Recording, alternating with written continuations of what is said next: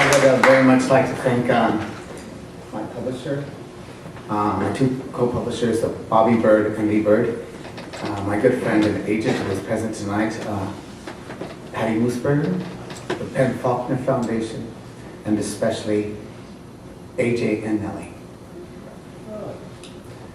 I'm going to read a section from one of the short stories entitled Chasing the Dragon.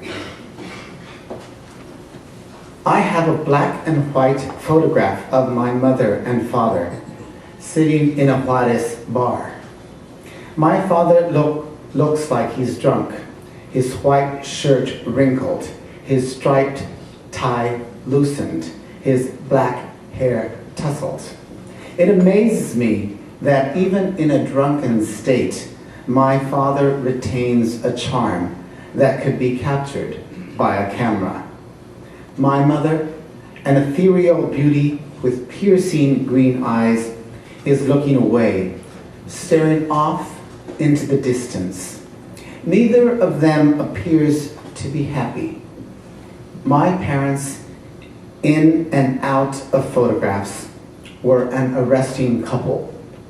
People envied them. They walked into rooms and turned heads. I suspect they enjoyed their public performances. The minute they stepped out into the public eye, they were celebrities, the center of the spinning world. Their physical beauty aside, they lived tortured, miserable lives. With an authority that only her voice could convey, my Aunt Lucille once told me that the picture was taken at the Hawaiian. Your mother loved that place. She loved the decor, the Mai Tais and the bartender. Your father hated that hellhole. He thought it was cheap and charmless. Then she reluctantly handed me back the photograph. Conrad, I don't know what possesses you to keep that picture. My Uncle Louis, whose only regret in life was that he would never have the courage to divorce Lucille, the woman he married, pulled me aside and smiled.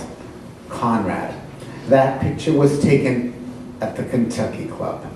The Hawaiian closed years before that picture was taken. My Uncle Louis was addicted to pulling me aside and whispering his versions of family history into my ears. It was his way of making me his co-conspirator.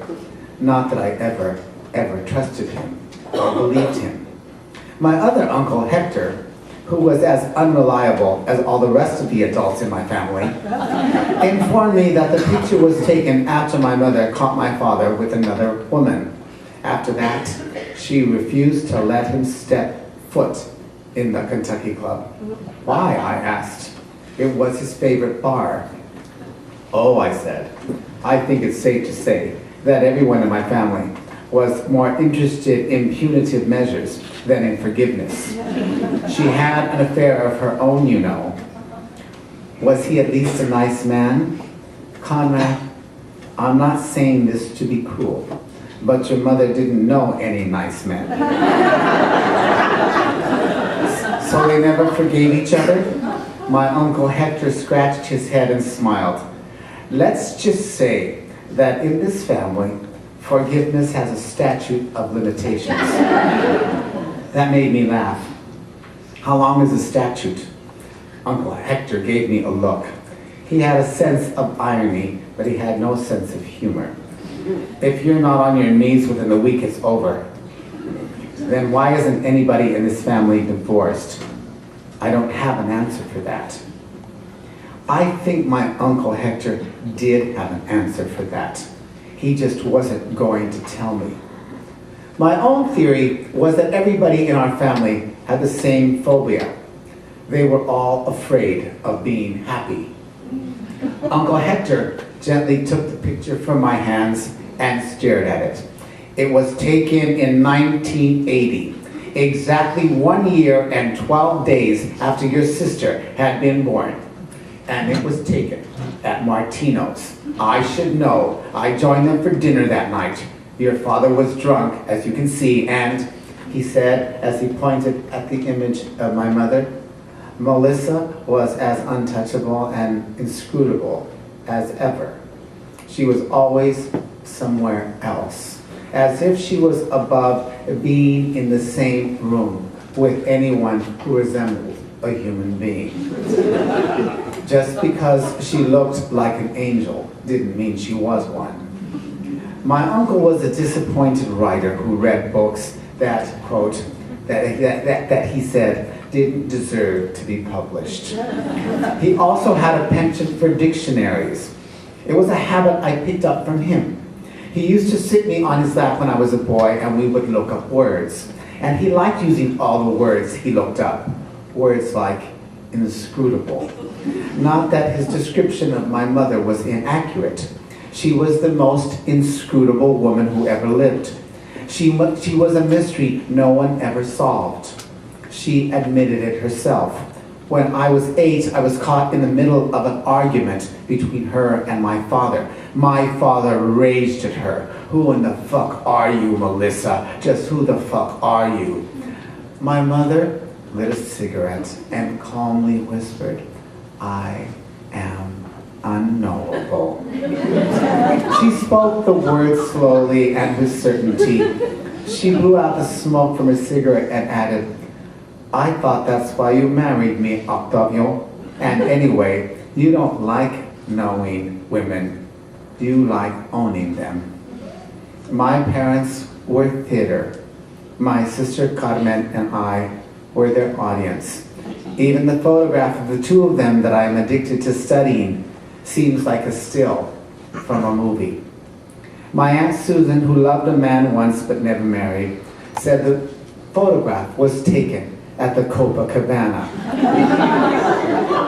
Loved that place. It opened up in 1979, she said. "Your parents went there a lot." "Yes," she said. "It was definitely taken at the Copa, 1981. I remember the dress." My Aunt Susan remembered dresses better than she remembered faces. I didn't believe any of them.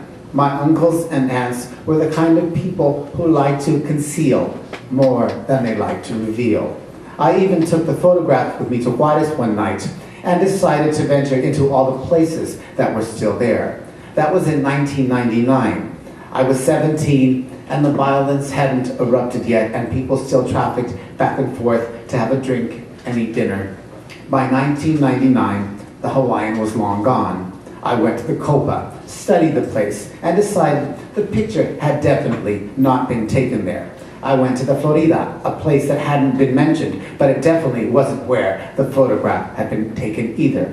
I had a drink at the Kentucky Club and thought it was a possibility. I met my sister Carmen for dinner at Martino's that night, and it was then that I decided that Martino's was the place. Definitely Martino's. "You're probably right," Carmen said. "I hate that picture." "Why?" "Look at them. They're miserable." "Yes," I said. "But they're beautiful too, aren't they?"